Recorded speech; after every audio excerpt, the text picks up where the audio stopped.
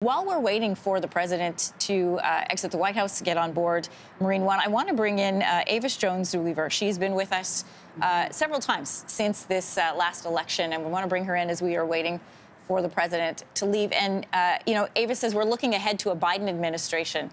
You and I spoke after the election about how it was the support of black women who helped to bring President-elect, soon-to-be President Joe Biden, into office, and what the expectations will be around that. What are some of the expectations as we look forward to this new administration?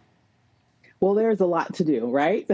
So, the expectations are first and foremost to address the coronavirus crisis that is literally ravaging our nation. We just recently, just yesterday, in fact, passed the 400,000 dead mark, and it disproportionately kills within the Black community. So that's an issue that Black Americans care greatly about.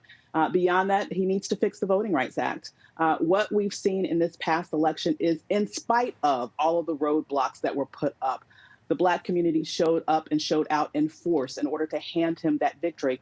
But we've already seen some states, including Georgia, talking about passing legislation to make it even more difficult for people to vote next time. We need to fix that Voting Rights Act so people's voting power are not compromised. And lastly, he needs to get this economy rolling. I would like to see that infrastructure focus that the Trump presidency promised week after week after week that he claimed was infrastructure week, and an infrastructure week that never came.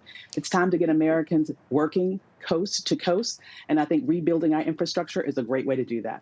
Avis, I want to remind you as well that we are keeping one eye on the White House. So if I do have to interrupt you so that we can take those live pictures to our viewers, I'll do so. But in the meantime, let's talk about systemic racism in the United States. The word systemic means that it is built into the system.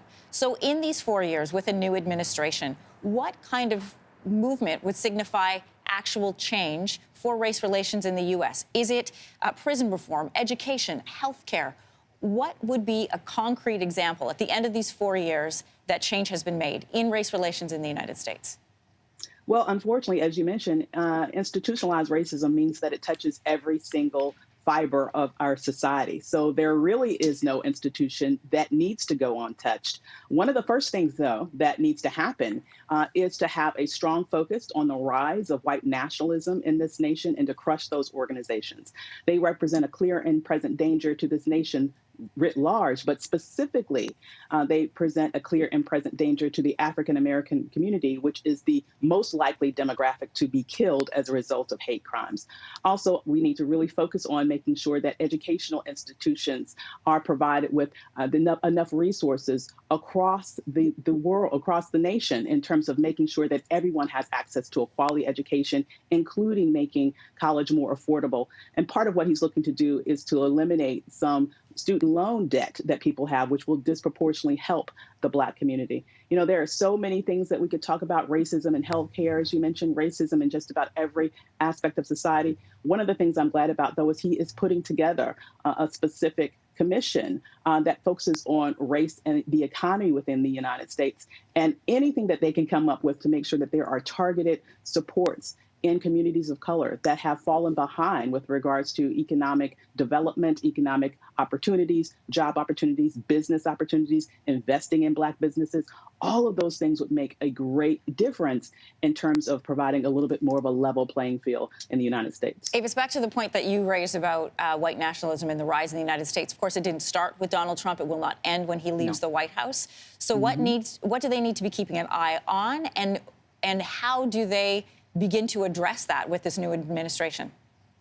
Well, one of the first things they need to do is to make some legislation corrections. Right now, there is more aggressive legislation that has been developed to fight, quote unquote, international terrorism. So, for example, if someone were to commit a terrorist act and they were not from this nation, the FBI has great more latitude when it comes to being able to surveil those elements prior to that activity so that they can potentially prevent them from occurring.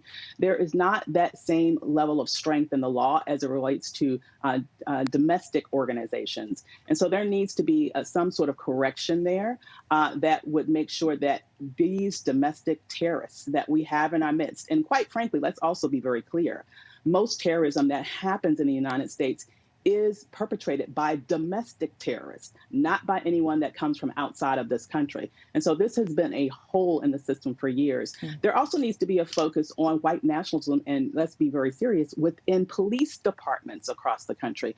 Over 20 years ago, the FBI released a report that said that police departments across the nation were being infiltrated by white nationalists. And guess what? Nothing happened as a result of that.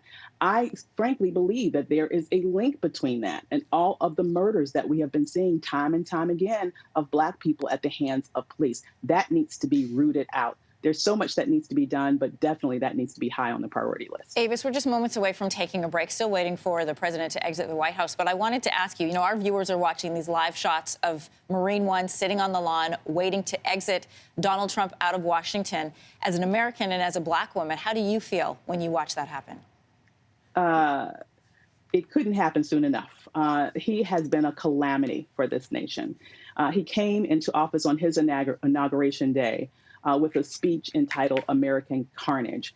And that's exactly what his administration has wrought against this nation. Carnage. Carnage in the form of the complete benign neglect as it relates to managing or mismanaging, is better said, the coronavirus crisis. Carnage in terms of how he has turned, for example, the police against peaceful protesters right in front of the White House. Carnage against what happened with his insurrection, with 5 people ending up dead, including a policeman, by people who under any other circumstances would be talking about Blue Lives Matter. I want to thank you for your thoughts today. Thanks for watching. If you like this, be sure to subscribe here. And you can check out more Your Morning videos right here.